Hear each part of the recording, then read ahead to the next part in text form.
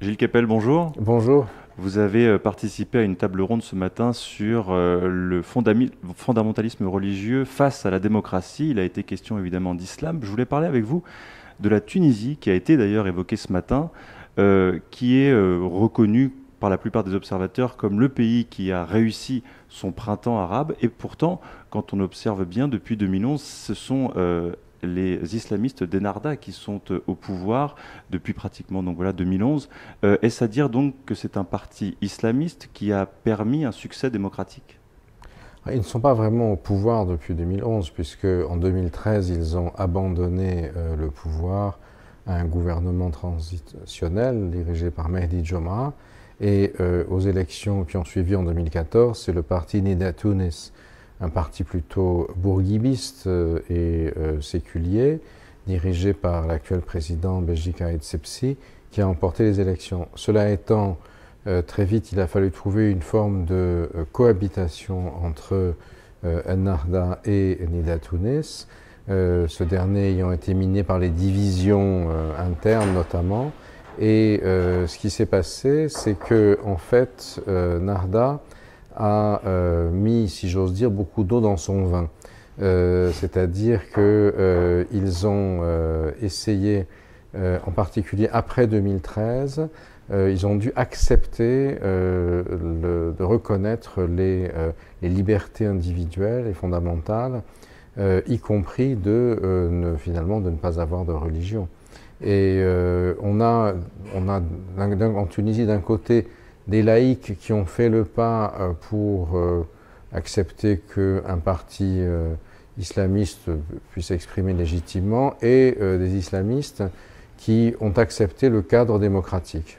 Donc vous dites que c'est plutôt effectivement le parti islamiste Ennahda qui s'est adapté aux volontés démocratiques et en tout cas à ce système politique qu'ils n'avaient pas forcément au fond d'eux avant 2011.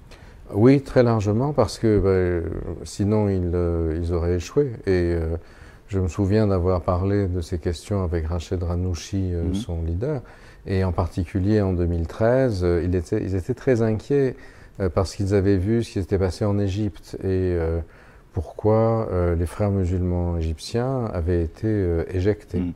Ils en étaient très préoccupés et finalement ils ont estimé que la meilleure manière pour eux d'être dans le pouvoir, c'était de coller au plus près à la sociologie culturelle de la Tunisie.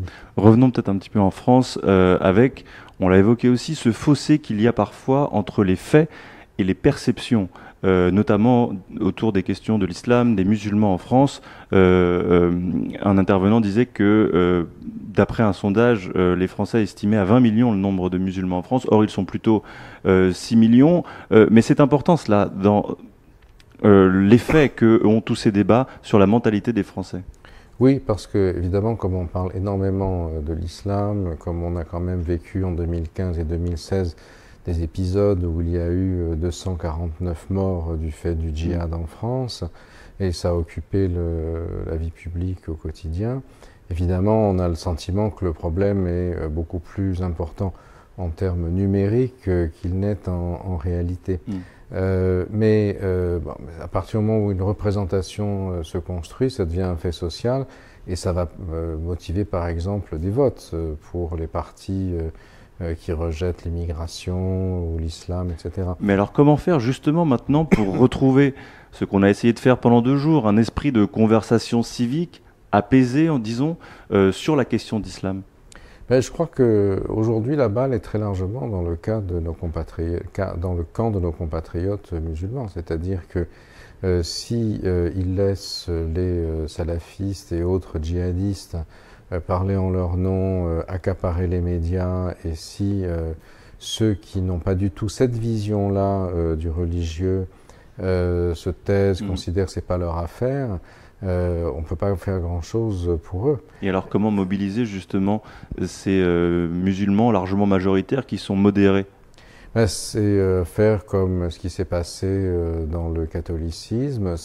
Mais c'est un problème, vous savez, qui se passe aussi dans le judaïsme aujourd'hui, Mhm. où au fond, pendant toute une époque, ce qu'on a entendu, c'était surtout la voix des ultra-orthodoxes, parce qu'ils étaient les plus visibles. les autres s'estimant intégrés, au fond, considéraient que la religion était une question privée et secondaire. Je crois que c'est ça aujourd'hui qui se pose en France, notamment avec la réorganisation des instances de gestion du culte. Comment faire en sorte qu'elles soient soustraites au contrôle des pays d'origine de la plupart des pays des musulmans français, c'est-à-dire en l'occurrence le Maroc, l'Algérie et aujourd'hui la Turquie, qui a une politique très assertive en ce sens-là. Je crois que c'est là le vrai enjeu, c'est un enjeu civique évidemment. Merci beaucoup Gilles Kebel d'avoir répondu à nos questions.